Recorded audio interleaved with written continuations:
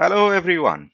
Today I am going to talk about how we can build a virtual machine in Azure for all our development needs. But I will start small.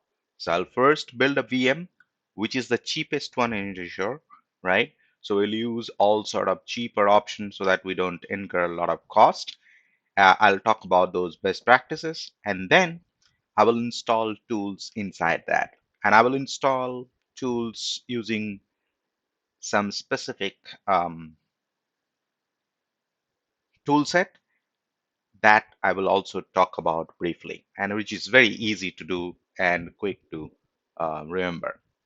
So, and most of the work which I'm going to do will be done via scripts. So let's begin that. So what I'm going to do, I'm going to use my Windows terminal. So this is the Windows terminal I'm using. And then you can actually have one single window to open Ubuntu if you have Windows subsystem for Linux. That I have Ubuntu 20.04, Windows PowerShell, Command Prompt, Azure Cloud Shell, and then you can also change the setting. So I changed the setting to white, which looks okay in the demo kind of environment, in the screen sharing kind of environment, which is fine. So I'm going to set up few uh, variables for my activity. So what I need is that I need a variable for resource group name. So what I'm going to do is that I'm going to go ahead and give a name of the resource group called RGGA21. And then I'm going to create this resource group into a location called East US. And that location is East US. And then I need the name of the virtual machine, right? And the admin and password of the virtual machine.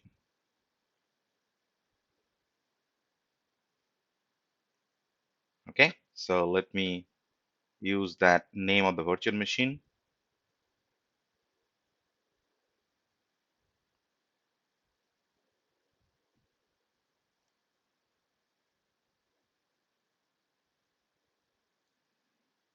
And also the size of the virtual machine. So there are a couple of variables you can see. So I'll go one by one. So you see the admin username. You can have your own username, admin password. You ideally should be accepting the password from the command prompt, not directly typing it out. And then the VM name, that's the virtual machine name. So I kind of gave the VM name as Ubuntu Dev GA 2021. And the size of the virtual machine is standard DS2 V2. Okay. You can pick up any size as you wish. So this is more than sufficient for my activity. Now, all of these variables are created just to see if these are getting created, they are in my memory. So you can always use $G and it shows the value of the variable. Now I'm going to create a resource group first. To create a resource group, you say that RG group create, and this time you'll use this variable called G. That's the name of the resource group. Now this will ask me to use the location, so I'll have to also pass $L.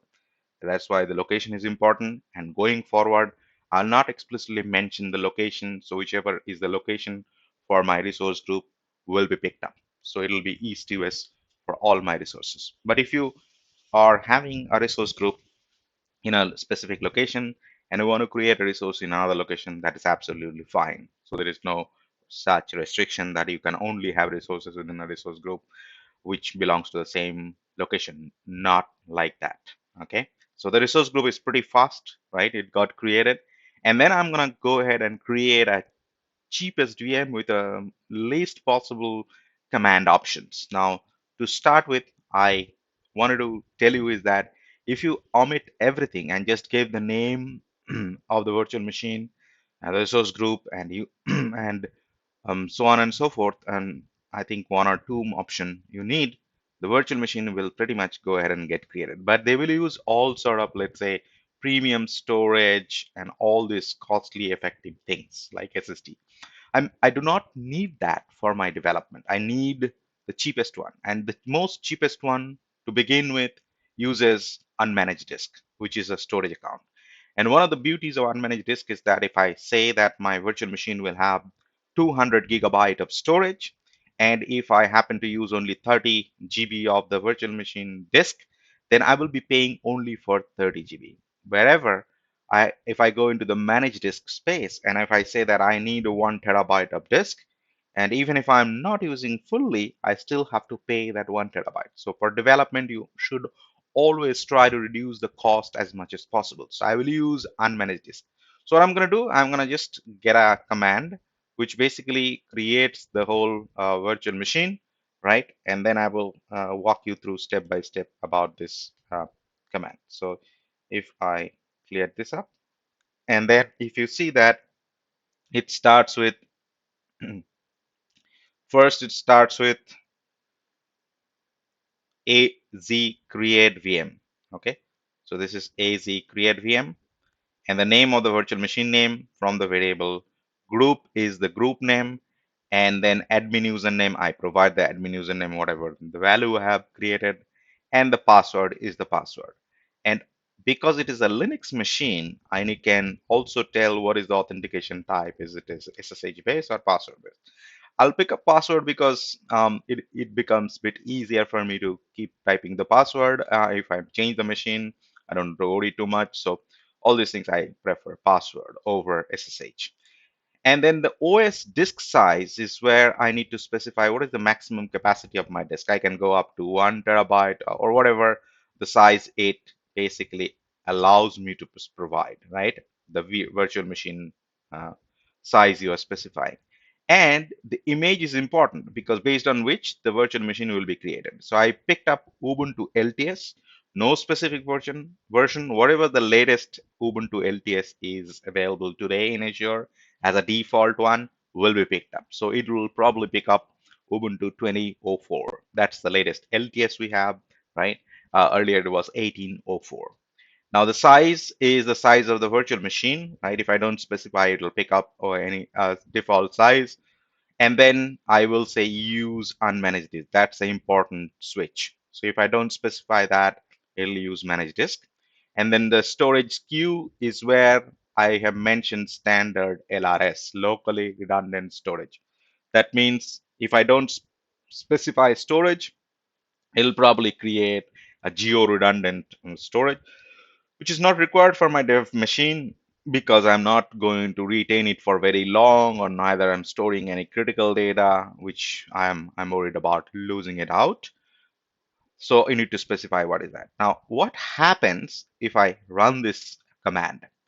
It basically kickstart creating a storage account first in that resource group. So it looks for a storage account. If for it finds a storage account in that resource group, which has a storage tier, pricing tier standard LRS, then it'll use that. Otherwise, it'll create a storage account. So because my resource group now do not have any storage account, right? It's a blank canvas.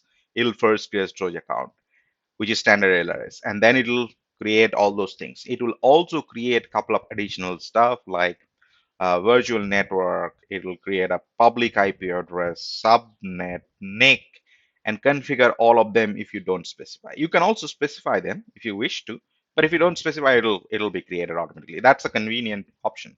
So if I run this, it'll take few minutes. While it is going, we will just pause it for a while and then we'll come back once this is done.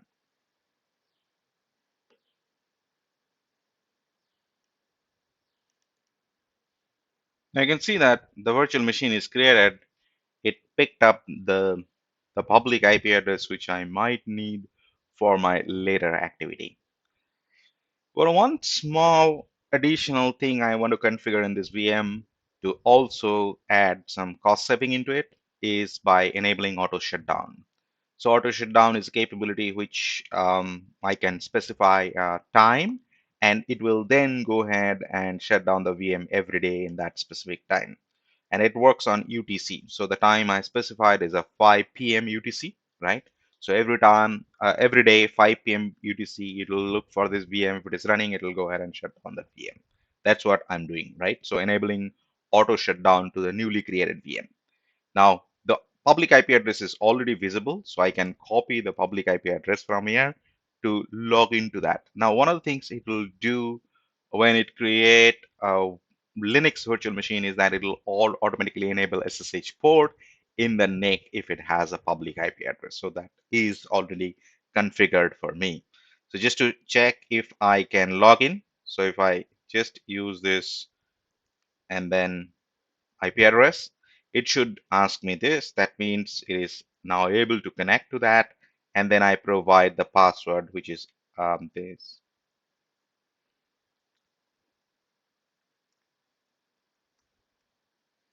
If things are fine, it'll let me in. So let me,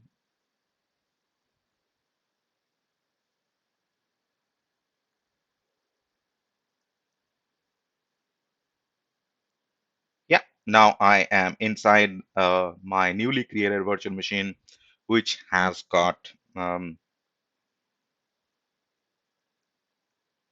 bare metal Ubuntu operating system, right?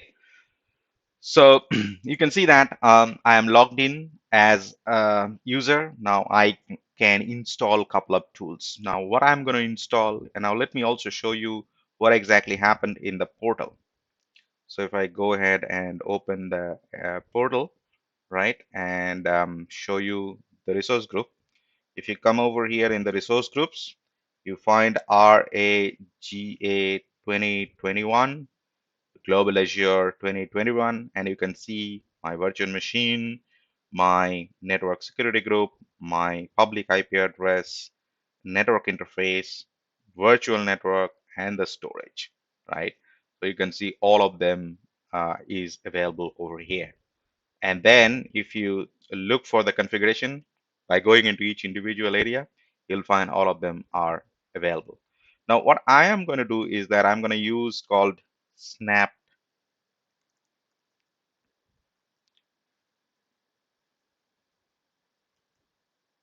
Snap is a tool, right? Snapcraft.io is a tool which allows you to install a lot of components. For example, if you go to Snapcraft homepage and if you want to, let's say, install um, kubectl, which I need later point in time.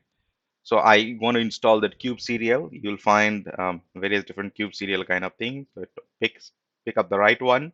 And then if you go down and pick up the operating system you want to run against, and it shows you the command you need to use. So it is, you don't need to remember anything. You just need to first install the snapped, right? And then you choose the version. If you do not specify any version, it'll pick up the latest one. But if you choose a specific version, you can install a version. So let us first run these two commands, okay? So first, let's say sudo apt update and sudo apt install snapped. If I come over here and then I say this, and then I copy the second one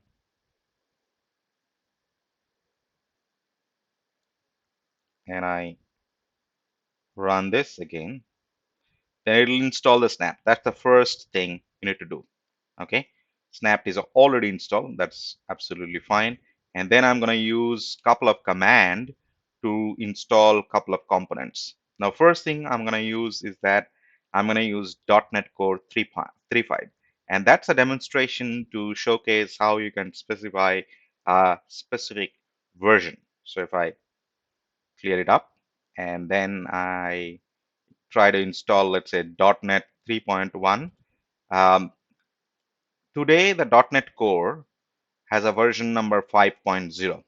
Okay, if you don't mention anything at this point in time, you're gonna go ahead and get the .NET 5 by default, which is what probably is the best way to do it. But if you, let's say, stick to a specific version because your code works on that specific version, you can always choose that version, the older version. So that's what I've done. So that's what I wanted to demonstrate, that using a single command, you can install the full .NET SDK and runtime in your virtual machine. You don't need to run multiple commands. Generally, if you go to Microsoft side, you need to run multiple commands, but using Snap, you can run only one single command and that will configure everything you need, right? If there is a path requirement, it'll take care of those activities. I want to also install, let's say, kubectl. I'll need it later point in time. And to install the kubectl, I will see that. I have shown you the in the portal that kubectl is kubectl dash dash classics.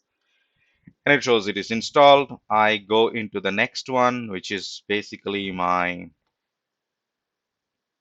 Azure CLI. So I might need to log in. I don't know yet, but if I have to log in, I'll need Azure CLI. So let's have that as well. So Azure CLI is also one single line installation. It's pretty convenient. I find it very convenient.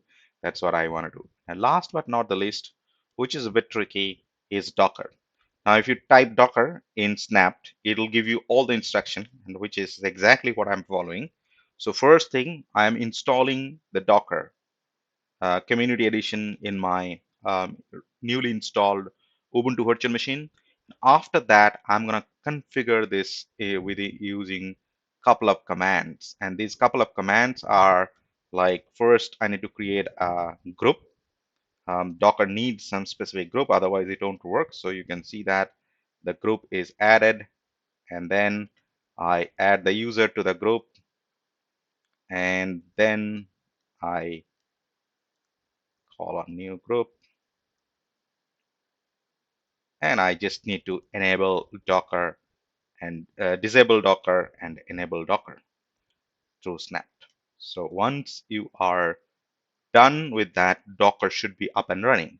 To check Docker and all other components which you have installed, they're up and running, you can run the specific command. You can say .NET, and it should show you the command is working, right?